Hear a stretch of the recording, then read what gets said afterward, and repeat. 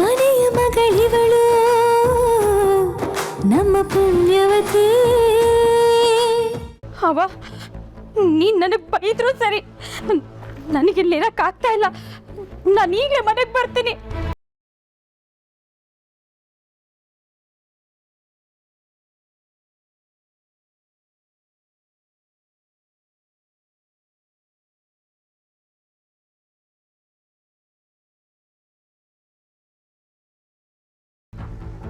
ನನ್ನ ಕ್ಷಮಿಸ್ಬಿಡಕ್ಕ. ಈ ಸ್ಟೇಷನ್ಗೆ ಹೋಗಿ ಬಂದಾಗಿಂದ ನನ್ನ ತಲೆನೇ ಕೆಟ್ಟೋಗಿದೆ. ಎಷ್ಟು ಯೋಚಿಸಿದ್ರೂ ಉತ್ತರನೇ ಸಿಗ್ತಿಲ್ಲ. ಇದ್ರ ಬಗ್ಗೆ ಪದ್ಮಿನಿ ಹತ್ರನೇ ಹೋಗಿ ಕೇಳೋಣ ಅಂದರೆ ಯಾಕೋ ಮನಸ್ಸೇ ಆಗ್ತಿಲ್ಲ. ಅವಳು ಆಲ್ರೆಡಿ ಯಾವುದೋ ವಿಷಯಕ್ಕೆ ಡಿಸ್ಟರ್ಬ್ ಆಗಿದ್ದಾಳೆ. ಮತ್ತೆ ನಾನು ಹೋಗಿ ಹೀಗೆಲ್ಲ ಕೇಳಿದ್ರೆ ಇನ್ನೂ ಡಿಸ್ಟರ್ಬ್ ಆಗ್ತಾಳೆ. ಏನು ಮಾಡೋದು?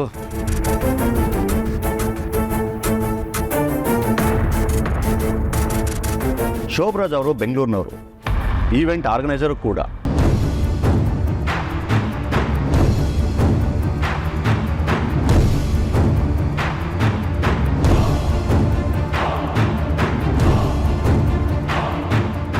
ಈ ಶೋಭರಾಜ್ ಮದುವೆ ದಿನ ಬೆಳಗ್ಗೆ ಅಷ್ಟೇ ಕಾಣಿಸ್ಕೊಂಡಿದ್ದು, ಮುಹೂರ್ತದ ಟೈಮ್ಗೂ ಇರಲಿಲ್ಲ. ಯಾಕೆ? ನಿಜವಾಗ್ಲೂ ಮಾವನಿಗೆ ನೆಂಟ್ರಾ ಇಲ್ಲ?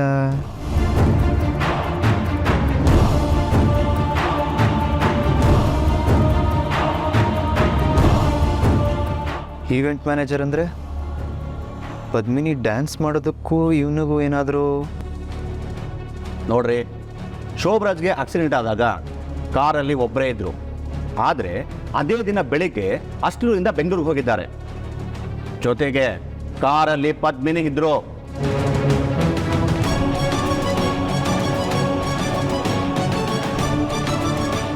ಅಂದರೆ ಡ್ಯಾನ್ಸ್ ವಿಷಯಕ್ಕೆ ಸಂಬಂಧಪಟ್ಟು ಪದ್ಮಿನಿನ ಶೋಭರಾಜು ಅವತ್ತು ಕರ್ಕೊಂಡು ಹೋಗಿದ್ದ.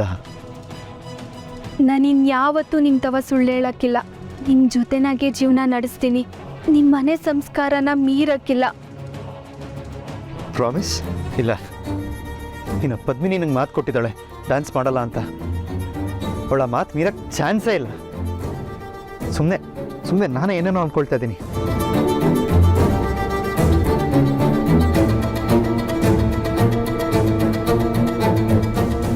ಈ ವಿಷಯನ ಪದ್ಮಿನಿನ ಕೇಳೋದಕ್ಕಿಂತ ಪೂರ್ವಿನ ಕೇಳಬೇಕು. ಅವಳಿಗೆ ಏನಾದರೂ ಗೊತ್ತಿರುತ್ತೆ.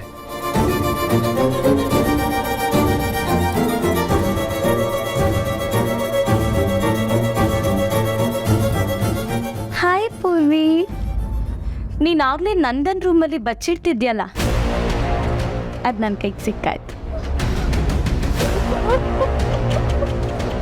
ಯಾಕೆ ಬೈತಿದ್ಯಾ? ಅಕ್ಕ, ನಿಮ್ಮ ಕೈ ಮುಗಿತೀನಿ, ದಯವಿಟ್ಟು ಈ ವಿಷಯನ ಯಾರಿಗೂ ಹೇಳಬೇಡಿ. ಬೇಕಿದ್ರೆ ನಿಮ್ಮ ಕಾಲಿಗೆ ಬೀಳ್ತೀನಿ. ನಿಂತ್ಕೋ. ನೀನ್ ಎಂತ ಉಸಿರು ಒಳ್ಳಿ ಅಂತ ನನಗೆ ಗೊತ್ತಿಲ್ವಾ? ಮೊನ್ನೆ ಮಾಂಗಲ್ಯದ ಬಿಲ್ನ ನನ್ನಿಂದನೇ ಕಿತ್ಕೊಂಡು ಯಾಮಾರಿಸಿ ಹರಿದಾಕ್ತೆ ಅಲ್ವಾ, ಚೋಟ್ ಮೆಣಸಿನ್ಕಾಯಿ. ಅದನ್ನೆಲ್ಲ ಮರ್ತ್ಬಿಡಿ ಅಕ್ಕ. ದಯವಿಟ್ಟು ನನಗೆ ಫೋಟೋ ಕೊಟ್ಬಿಡಿ. ನಾನು ಇವತ್ತೇ ಅಲ್ಲ, ಈಗಲೇ ಈ ಮನೆ ಬಿಟ್ಟು ನಮ್ಮ ಹಳ್ಳಿಗೆ ಹೊಂಟೋಯ್ತೀನಿ. ಈ ಮನೆ ಕಡೆ ತಲೆನೂ ಹಾಕಿ ಮಲ್ಗಕ್ಕಿಲ್ಲ. ನಿಮ್ದಮ್ಮಯ್ಯ ಅಕ್ಕ, ಇದರಿಂದ ಎಲ್ಲರ ಜೀವನನೂ ಹಾಳಾಗಿ ಹೋಗ್ತೈತೆ. ಹಂಗಾಗ್ಬೇಕಾ ಹೇಳಿ? ದಯವಿಟ್ಟು ಇದೊಂದ್ಸಲ ನನ್ನ ಮೇಲೆ ಕರುಣೆ ತೋರಿಸಿ ಆ ಫೋಟೋ ಕೊಟ್ಬಿಡಿ ಅಕ್ಕ.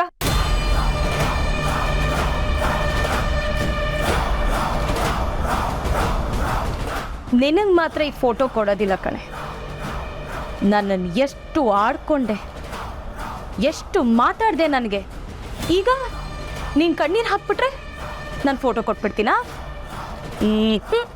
ಹೋಗಿ ಬಿಡಿ, ನಾನೇ ಈ ಮನೆ ಬಿಟ್ಟು ಹೋಗ್ತೀನಿ. ಇಲ್ಲಿ ಗಂಟ ನನ್ನ ನಿಮ್ಮ ಮಧ್ಯೆ ಏನೇ ಮನಸ್ತಾಪ ಇದ್ರು ಅದನ್ನೆಲ್ಲ ಮರೆತು ನೀವೇ ಆ ಫೋಟೋನ ಹರಿದಾಕ್ಬಿಡಿ. ಪುಣ್ಯ ಕಟ್ಕೊಳ್ಳಿ. ಹಾಗೆ ಮನೆಯವ್ರ ನೆಮ್ಮದಿನಾದ್ರೂ ಉಳಿತೈತೆ. ಬರ್ತೀನಕ್ಕ. ಅಲ್ಲ ಹೋಗ್ತೀನಿ.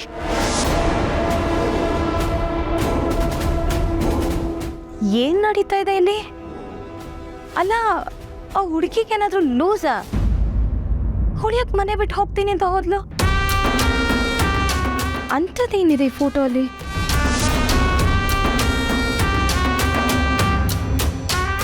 ಇದು ಪದ್ಮಿನಿ ಮದುವೆ ಆಗಿರೋ ಫೋಟೋ, ಅದರಲ್ಲೂ ಹರ್ತೋಗಿದೆ. ಈ ಫೋಟೋಗೂ ಪೂರ್ವಿಗೂ ಏನ್ ಸಂಬಂಧ? ಅವಳು ಯಾಕೆ ಈ ವಿಷಯ ಯಾರಿಗೂ ಹೇಳ್ಬೇಡಿ, ಜೀವನ ಹಾಳಾಗುತ್ತೆ ಅಂತ ಹೇಳಿದ್ಲು? ಅಂದ್ರೆ ಇಲ್ಲಿ ಏನೋ ಇದೆ.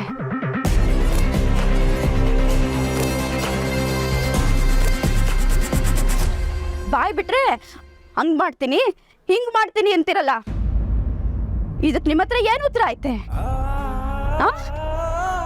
ಮಾತೆತ್ತಿದ್ರೆ ಸ್ವಾಭಿಮಾನ ಸ್ವಾಭಿಮಾನ ಅಂತಿರಲ್ಲ, ಇವತ್ತು ನಿಮ್ ಸ್ವಾಭಿಮಾನ ನಮ್ಮ ಹಸುವನ್ನ ನೀಗಿಸ್ತಾ ಇದ್ದ.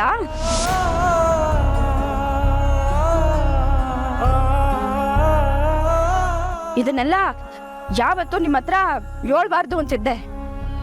ನಾನು ಹೇಳೋವಳು ಅಲ್ಲ, ಆದ್ರೆ ಈಗ ಆ ಪರಿಸ್ಥಿತಿ ಬಂದೈತೆ. ಯಾಕೆ ಅಂದ್ರೆ ನಿಮ್ಮ ಮೊಂಡ್ತನ, ನಿಮ್ಮ ಹಠ ಬರೀ ನನ್ನನ್ನು ಮಾತ್ರ ನುಂಗ್ತಿಲ್ಲ, ನಿಮ್ಮ ಮಕ್ಕಳನ್ನು ನುಂಗ್ತೈತೆ.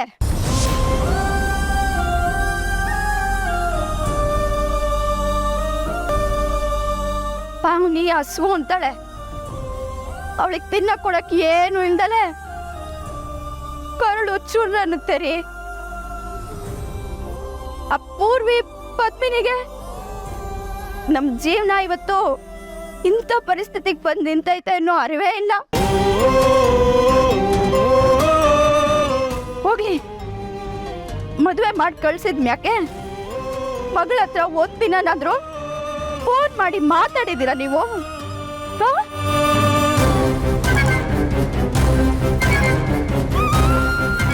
ಯಾಕೆ? ಯಾಕಂದ್ರೆ ಎಲ್ಲಿ ಮಾತಾಡಿರೆ ಎಲ್ಲ ವಿಷಯ ಹೇಳ್ಬಿಡ್ತೀನೋ ಅಂತ ಭಯ ನಿಮ್ಗೆ. ಅಲ್ಲಿ ಮಕ್ಕಳು ಅಪ್ಪ ಅವ್ವ ಎಲ್ಲ ಹಳ್ಳಿನಾಗೆ ನೆಮ್ಮದಿ ಆಗವ್ರೆ ಅಂತ ಅನ್ಕೊಂಡವ್ರೆ. ಆದ್ರೆ ನಾವೆಲ್ಲಿ? ನಮ್ ಜೀವನ ಹಿಂಗಾಗೈತೆ ಅಂತ ಮಕ್ಳು ತಾವ ಹೇಳ್ಕೊಳಕ್ಕೆ ಆಗ್ತಿಲ್ಲ, ಓದಾಡ್ತಿದ್ದೀವಿ. ಇಂಥ ಹೊತ್ನಾಗೆ ಪೂರ್ವಿನು ಇಲ್ಲಿ ಕರ್ಕೊಂಬಂದು ಉಪವಾಸ ಕೆಡಬೇಕು ಅಂತೀರಾ? ಅವಳನ್ನ ಕಾಲೇಜಿಗೆ ಕಳಿಸ್ದೆ ಮನೇಲೆ ಕೂರ್ಸ್ಬೇಕು ಅಂತೀರಾ?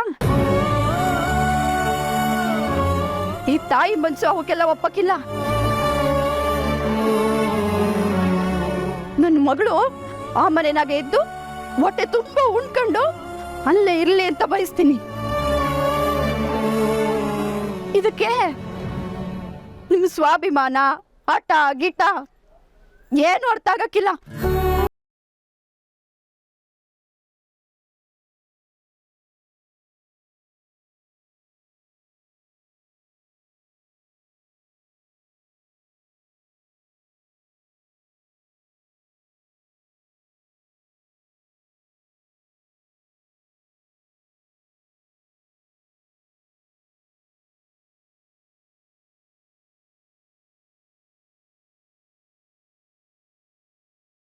ಕಾರಣಕ್ಕೂ ಇಲ್ಲಿಗೆ ಕರೆಸ್ಬೇಡಿ. ಆಟೆಯ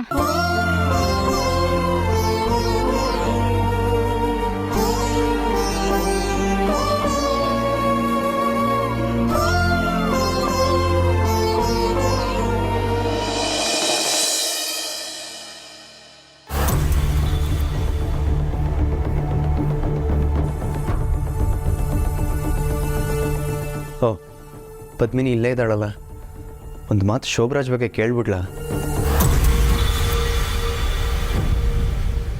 ಪದ್ಮಿನಿ, ನಿನ್ನ ಹತ್ರ ಏನೋ ಮಾತಾಡಬೇಕು.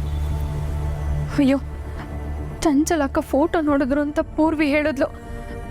ಅವ್ರೇನಾದ್ರು ನಂದನ್ನೋರ್ಗೆಲ್ಲ ವಿಷಯ ಹೇಳ್ಬಿಟ್ರ? ಪದ್ಮಿನಿ, ಈ ಶೋಭರಾಜು ಡ್ಯಾನ್ಸ್ ಶೋ ಕೋಆರ್ಡಿನೇಟ್ರಾ?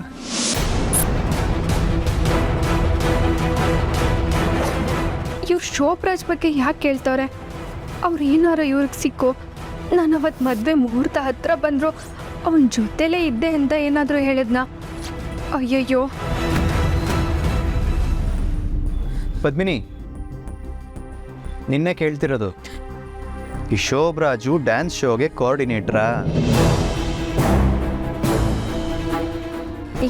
ಯಾಕೆ ನಂದನವ್ರೆ, ಅವನೇನಾದರೂ ಸಿಕ್ಕಿದ್ನಾ?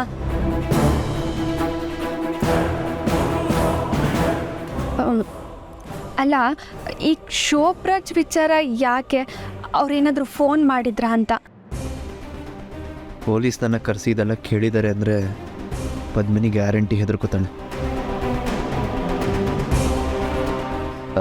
ಹಾಗೇನಿಲ್ಲ, ಸುಮ್ಮನೆ ಕೇಳ್ತಿದ್ದೀನಿ. ನಿಜ ಹೇಳು, ನೀನು ಮದುವೆ ದಿನ ಶೋಭರಾಜ್ ಜೊತೆ ಕಾರಲ್ಲೆಲ್ಲಾದರೂ ಹೋಗಿದ್ಯಾ? ಅಯ್ಯಯ್ಯೋ, ನಂದನವ್ರು ಬರ್ ಪತ್ರದಲ್ಲಿ ನಾನು ಡ್ಯಾನ್ಸಿಗೆ ಹೋಗ್ತೀನಿ ಅಂತಷ್ಟೇ ಹೇಳಿದ್ದೆ, ಆದರೆ ಶೋಭರಾಜ್ ಜೊತೆ ಅಂತ ಹೇಳಿರಲಿಲ್ಲ. ಈಗ ಶೋಭರಾಜ್ ಅವ್ರಿಗೆ ಸಿಕ್ಕಿ ಒಂದಕ್ಕೆರಡು ಸೇರಿಸಿ ಏನಾದರೂ ಹೇಳಿದನ? ಪದ್ಮಿನಿ, ಏನಾಯಿತು? ನೀನು ಹೀಗೆ ಕಣ್ಣೀರು ಹಾಕಿದ್ರೆ ನನಗೇನು ಅರ್ಥ ಆಗಲ್ಲ. ನಿಜ ಹೇಳು, ಮದುವೆ ದಿನ ನೀನೆಲ್ಲಾದರೂ ಆಚೆ ಹೋಗಿದ್ಯಾ? ನನ್ನ ಕ್ಷಮಿಸ್ಬಿಡಿ ನಂದನವ್ರೆ, ಇದನ್ನೆಲ್ಲ ನಿಮಗೆ ವಿವರವಾಗಿ ಹೇಳಬೇಕು ಅಂತಲೇ ಇದ್ದೆ, ಆದರೆ ನಾನೆಲ್ಲ ಹೇಳೋಷ್ಟರಲ್ಲಿ ನಿಮಗೆ ಸತ್ಯ ಗೊತ್ತಾಗೋಗಿತ್ತು. ನನಗೆ ಬೇರೆ ದಾರಿ ಇರಲಿಲ್ಲ ನಂದನವ್ರೆ. ಅವತ್ತು ಸಮಯಕ್ಕೆ ಮುಂಚೆ ವಾಪಸ್ ಬರಬೇಕು ಅಂತಲೇ ಹೊರಟೆ, ನಿಮ್ಮ ಹತ್ರನೂ ಹಾಗೆ ಹೇಳಿದ್ದೆ, ಆದರೆ ಎಲ್ಲ ನನ್ನ ಕೈ ಮೀರೋಯ್ತು. ನಾನು ಹೋಗಿದ್ರು ಪರಿಣಾಮ ಹಿಂಗಾಗ್ತೈತೆ ಅಂತ ನನಗೆ ಒಂದೇ ಒಂದು ಅಂದಾಜು ಇದ್ದಿದ್ರು. ನಾನು ನಿಜವಾಗ್ಲೂ ಹೋಗ್ತಿರ್ಲಿಲ್ಲ ನಂದನವ್ರೆ.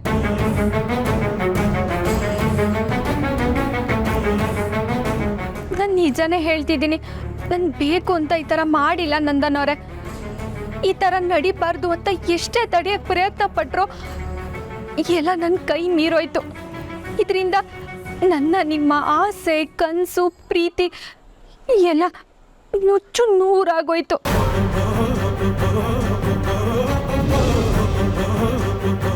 ಅವತ್ತಿಂದ ಇಲ್ಲಿವರೆಗೂ ಪ್ರತಿದಿನ ಪ್ರತಿ ಕ್ಷಣ ಸತ್ಯ ಹೇಳಕ್ಕೆ ಒದ್ದಾಡ್ತಿದ್ದೀನಿ. ಎಲ್ಲ ಸತ್ಯ ಹೇಳಬೇಕು ಅಂತ ನಿರ್ಧಾರ ಮಾಡಿದೆ, ಆದರೆ ಧೈರ್ಯ ಸಾಲದೆ ಸುಮ್ಮನೆ ಆಗ್ಬಿಟ್ಟೆ. ನನ್ನ ಹತ್ರ ಬರಬೇಡಿ, ನನ್ನಿಂದ ದೂರ ಇರಿ ಅಂತ ಹೇಳೋಕ್ಕೂ ಇದೇ ಕಾರಣ ನಂದನವ್ರೆ. ಒಂದು ಕಡೆ ನನ್ನಿಂದ ನಿಮ್ಗೆ ಅನ್ಯಾಯ ಆಗ್ತೈತಲ್ಲ ಅನ್ನೋ ನೋವು, ಇನ್ನೊಂದು ಕಡೆ ನನ್ನ ತಂಗಿ ಜೀವನ ಹಾಳಾಗಬಾರ್ದು ಅನ್ನೋ ಕಾಳಜಿ. ಇದೆರಡು ನನಗೆ ಸತ್ಯ ಹೇಳೋಕ್ಕೆ ಬಿಡಲಿಲ್ಲ ನಂದನವ್ರೆ. ದಯವಿಟ್ಟು ನಂದನವ್ರೆ, ನನ್ನ ಮೇಲೆ ಕೋಪ ಮಾಡ್ಕೋಬೇಡಿ, ನನ್ನ ಬಗ್ಗೆ ತಪ್ಪು ತಿಳ್ಕೊಬೇಡಿ. ನಿಮ್ಮ ಕಾಲು ಮುಗ್ದು ಕ್ಷಮೆ ಕೇಳ್ತೀನಿ, ನನ್ನ ಕ್ಷಮಿಸ್ಬಿಡಿ. ಪದ್ಮಿನಿ, ಏನು ಮಾಡ್ತಾ ನಿಮಗೆ? ನಾನು ಏನೂ ತಪ್ಪು ಮಾಡಿಲ್ಲ ನಂದನವ್ರೆ, ಆದರೂ ಇದೆಲ್ಲ ನಂದೇ ತಪ್ಪು ಅಂತ ನಿಮ್ಗೆ ಅನ್ಸಿದ್ರೆ ನೀವು ಬೇಕಾ ಶಿಕ್ಷೆ ಕೊಡಿ, ನಾನು ಅನುಭವಿಸೋಕೆ ರೆಡಿ. ಆದರೆ ಪೂರ್ವಿ ಮೇಲೆ ಮಾತ್ರ ಕೋಪ ಮಾಡ್ಕೋಬೇಡಿ ನಂದನವ್ರೆ, ಇದ್ರಾಗೆ ಅವಳದೇನು ತಪ್ಪಿಲ್ಲ. ಪದ್ಮಿನಿ ಪ್ಲೀಸ್ ಸುಮ್ಮನೆ ಇರು.